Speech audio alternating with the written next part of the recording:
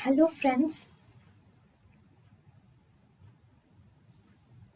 welcome to Creative Medicine.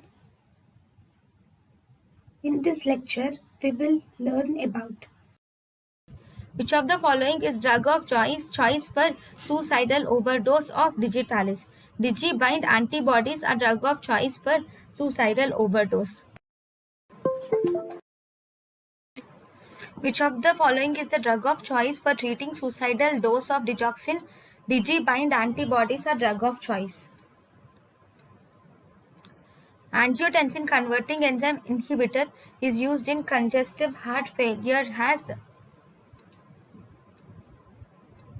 first choice drugs unless contraindicated. Angiotensin converting enzyme inhibitors are used in congestive heart failure as first choice drugs unless contraindicated. Most important channel for elimination of digoxin is best elimination of digoxin is by kidney through glomerular filtration rate. Advantage of using digoxin in congestive heart failure is digoxin is used mainly for the symptomatic therapy and thus it is used to provide relief to the symptoms for patients with congestive heart failure.